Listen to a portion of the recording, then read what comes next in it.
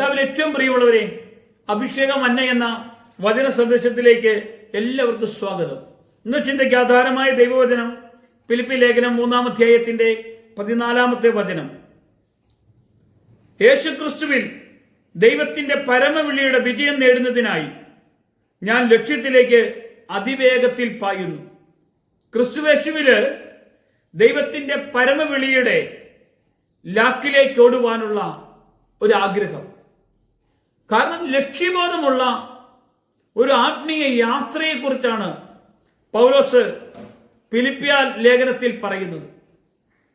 Missionary യാത്രയിൽ തടവറയിൽ കഴിയുമ്പോഴാണ് പൗലോസ് തന്റെ ഈ ലേഖനം അവിടുന്ന് എഴുതുവാൻ ഇടവരുന്നത്. ആത്മീയ മക്കൾക്ക് ആത്മീയ ജീവിതത്തിന്റെ അല്ലെങ്കിൽ ക്രിസ്തീയ ജീവിതത്തിന്റെ അനുഭവത്തെ അവിടുന്ന് വെളിപ്പെടുത്തിക്കൊണ്ടാണ് പൗലോസ് ഇത് എഴുതുന്നത്. പൗലോസ് കിടക്കുന്നത് തടവറയുടെ അകത്താണെങ്കിൽ ഈ ലേഖനം എഴുതുമ്പോൾ അത് തടവറയുടെ അകത്ത് കിടക്കാൻ കാരണം മിഷണറി യാത്രയിൽ ദൈവവചനവുമായി കടന്നു പോകുമ്പോൾ കർത്താവിന്റെ പ്രവൃത്തി വെളിപ്പെട്ട് അങ്ങനെ തടവറയിലാക്കപ്പെട്ട പൗലോസാണ് ഇത് എഴുതുന്നത്. പൗലോസ് പറയാണ്, ക്രിസ്തുയേശുവിൽ ദൈവത്തിന്റെ പരമവിളിയുടെ വിജയം നേടുന്നതിനായി, വിളി മാത്രമല്ല ഇതിനൊരു വിജയമുണ്ട്. Praise the Lord. ഈ വിജയത്തിലേക്കാണ് കർത്താവ് നമ്മളെ കൂട്ടിക്കൊണ്ടു പോകുന്നത്.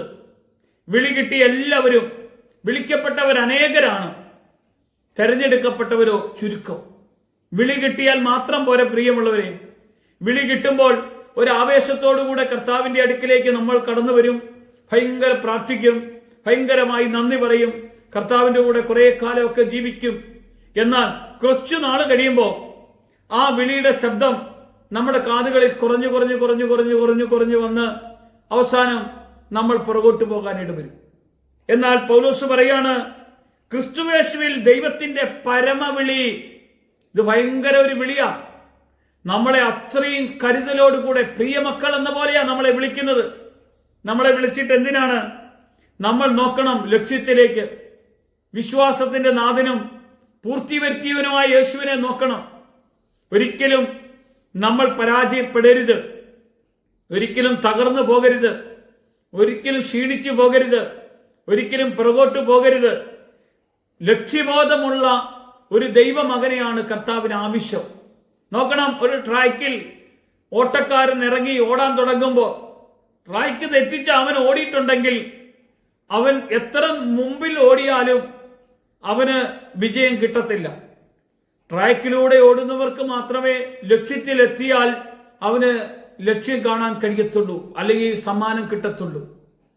ദൈവവചനം ഇതുപോലെ കർത്താവ് പറയുന്ന വഴിയിൽ, അത് യേശു പറയാം, ഞാനാണ് വഴി, ഞാനാണ് സത്യം, ഞാനാണ് ജീവൻ. ഈ ലക്ഷ്യബോധത്തോടു കൂടെയാണ് ഇറങ്ങിത്തിരിക്കുന്നതെങ്കിൽ നമ്മൾ ആരും പരാജയപ്പെടുകയില്ല. ആ പരമവിളിയുടെ ലാക്കിലേക്ക് ആ കർത്താവിൻ്റെ കൂടെ ഹൃദയം തുറന്ന് പ്രാർത്ഥനയോടുകൂടെ ഒന്ന് പോകാമോ? കർത്താവ് നമ്മളെ അനുഗ്രഹിക്കുന്ന കരം വയ്ക്കും. കർത്താവിന്റെ മഹത്വം നമ്മുടെ മേലേക്ക് കടന്നു വരും. ആ ശക്തി കൊണ്ട് നമ്മൾ നിറയപ്പെടും. കർത്താവ് നമ്മളെ എല്ലാവരെയും അനുഗ്രഹിക്കട്ടെ. യേശുവിന്റെ നാമത്തിൽ തന്നെ ആമേൻ.